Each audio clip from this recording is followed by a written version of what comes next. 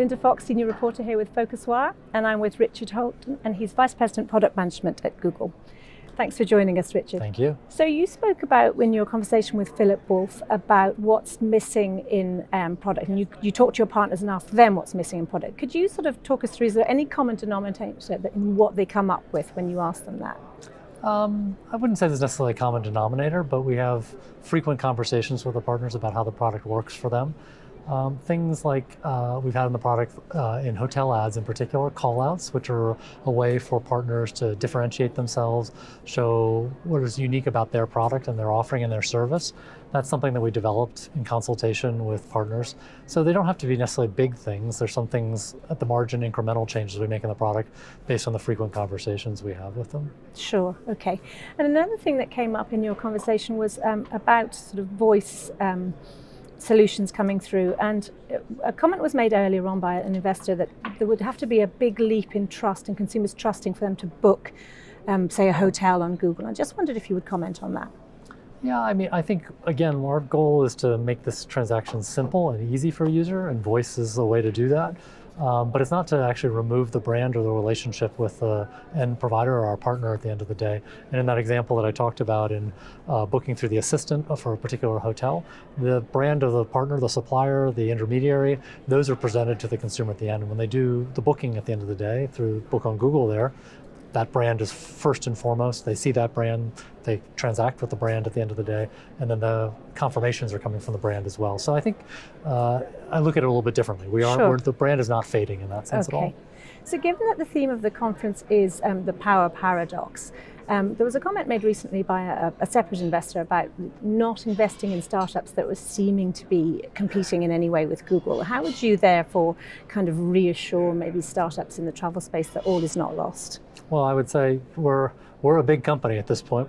We certainly don't move as quickly as a lot of startups. It's some of the reason why we've created internally some efforts around investing in incubating companies or ideas in the company itself, for the very reason that startups are effective. You got a small group of people with a key idea, and they're executing quickly against it. So I wouldn't tell people to shy away from startups that are extremely focused. At the end of the day, if they have a good idea and they're executing on it well, I'm sure they can out-iterate a lot of big companies, including Google. Okay. So there continues to be this sort of tension between Google and the OTAs in the market. And does it worry, when sort of people like Steve Kaufer talk about, it being unfair, the results that Google surfaces being its own content? I mean, what do you think when that kind of thing happens? I mean, I think that's a lot of talk in the industry, and there's a lot of talk about what big bad Google is going to do in this space as a whole. We're a company like everybody else that's building effective products for consumers. We work with all of those partners on a daily basis, and as I was saying on the stage before, it's about creating a relevant consumer experience. If we're not relevant to the consumers, they won't come to us at the end of the day, and that's what we're iterating on. And I think we deliver a lot of value to the partners at the end of the day as well. So when you sort of see that noise, do you just think, well, how do you sort of try and address it? Do you address it? Well, I understand the concerns that are emerging there, but at the end of the day, I do think that we're offering value to the consumer. A lot of what's going on usually is somebody wants a consumer to come to them directly. We want a consumer to come to us directly. Any company wants them to come directly. And I think if we're offering a great service that is a good marketing and distribution channel with low ROI to our partners, and it's an effective product, and that's what we've done for 20 years, and that's what we're still doing. Nothing's changed in that regard.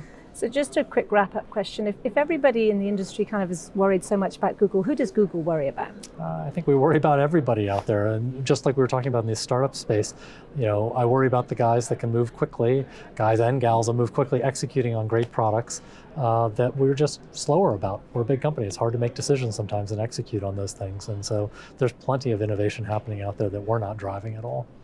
Richard Holden, Google, thank you very much for joining us. Thank you.